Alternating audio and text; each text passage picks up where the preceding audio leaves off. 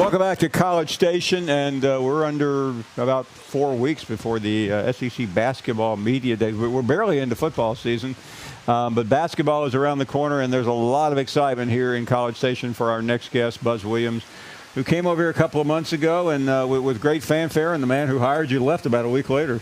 12 days later, if you were counting. But he stayed in the league. Scott stayed in the league. I don't know if that's good or bad. Well, at least you know there's someone to call if you need it. If you want to. I'm going to call Coach O in Baton Rouge if I need any help with Scott. Based on with some of the things you've been telling me, I doubt you're going to be too concerned. You look like you got everything under control here. I'm happy to be here with you. Grandma said that you should always wear your Sunday best when you meet famous people. It's the first time I've ever been on stage with you. Well, I am honored.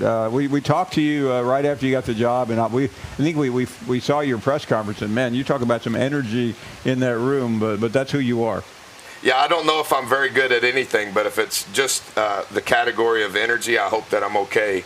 Very grateful for the chance to be here. Stuttered a lot in the press conference. Tried to do a little better when I was on your show the next day, but we have a lot of work to do, but very grateful for the opportunity to be here for sure. And I talked to you about at that time. I mean, you're coming from a really good situation. I mean, you guys were making tremendous noise, especially in the tournament this year. You were in a great league. Now that you're here, I'm not asking if you have buyer's remorse. You got a big deal. But what are your thoughts as you get ready for the season? Specific to Virginia Tech, incredibly grateful for the opportunity that we had there. Not only professionally, but personally. Whit Babcock, the AD there, is one of the best in the country, regardless of sport. Dr. Sands was a great president relative to me and, in my opinion, to the athletic department. We were 2-16 in year one, and then we were in the Sweet 16 this year. So personally and professionally, relative to my family, it's 5 years that we'll always remember in a positive way. But really excited for where we're at now. And in some respects, Paul, I think what we need to try to do is, if we can, replicate a lot of those same decisions and success stories we were able to have in Blacksburg. And what's interesting about Texas A&M basketball has had really great moments. They just haven't been consistent. How do you bridge that together? Yeah, I think that's the thing. You know, you can look back when Coach Metcalf was here, when they were playing at the Holler House, which was literally over our left shoulder. Obviously, things have changed a lot since then, but I think the most successful period of time when Coach Gillespie was here, he was followed by Coach Turgeon. I think there were 6 years in a row where they went to the NCAA tournament every year. And since then, obviously, Coach Kennedy had great success, went to the Sweet 16 twice. It's just been maybe a little bit like the stock market, maybe too up and down. And I think what all Aggies want to do is, how can we make decisions that are sustainable, and how can we grow from where we're at currently, and then once we grow, how can we keep it at that pace?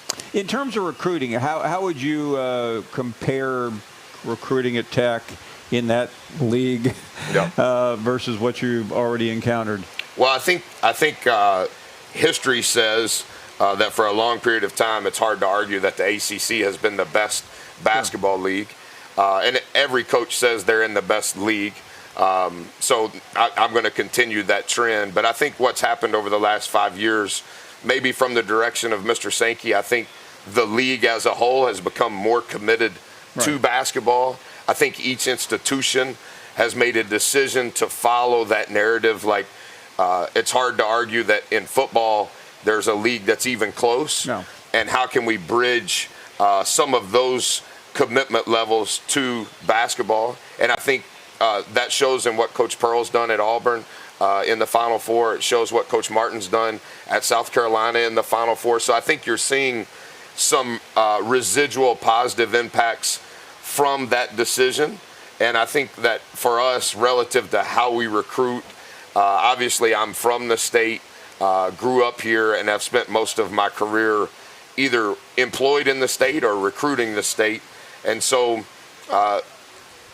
we're starting at ground zero. And so this will be our first full recruiting class, and we need to sign foundational pieces that can grow in the direction that we want to grow from not just on the floor, but also off the floor. Yeah, I'm really interested in recruiting because it changes all the time. Hourly.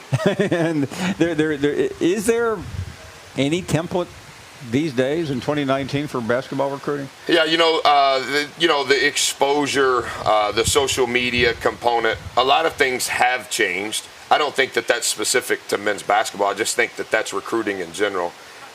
Maybe for us, and I don't know that it's a template that could be followed anywhere relative to the institution or the coach. What's important to me is to get to know the people, right.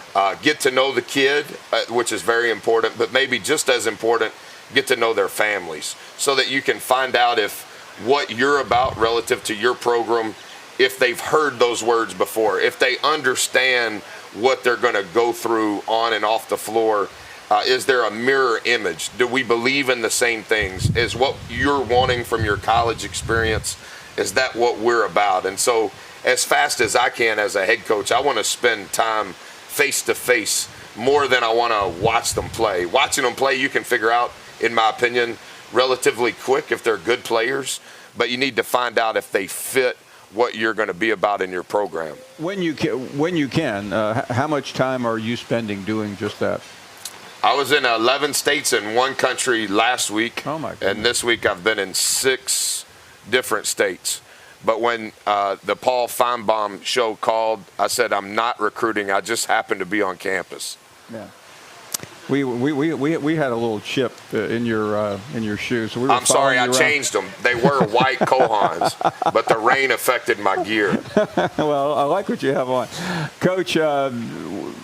When you bring your guys together here in a couple of weeks, I know they've already heard this, but you'll start from scratch allegedly, even though you talk to these guys. What's the message this year? Yeah, we finished our 10th individual workout this morning. We'll start boot camp early Monday morning. We don't talk about the results much. I'm not that sort of person. Some of the things that we've been talking about are the most elementary things that you think a coach talks about. If this is the baseline, how to start the sprint with all 10 toes behind the baseline. How before the horn goes off, all 10 toes have to be on the other side of the baseline. How to give DAP. How to be a great teammate. We're just trying to figure out what we define work to be. Right. And as that definition becomes more and more clear, I think we've made some traction. We've gained some traction this week in that regard. But it'll be a lot of that same stuff. We're a long way away from being ready to play a game, but more than I'm concerned about the results of a game, I'm more concerned about the foundation of what our program needs to be about. And we always want our program to be about real work. Great stuff. Buzz Williams, brand new coach at Texas A&M. We'll be hearing a lot from him. Coach, thanks for coming by. I appreciate the opportunity. We are delighted. We'll take a break. More to come as we are live in College Station right outside of Kyle Field. Much more to come on the program.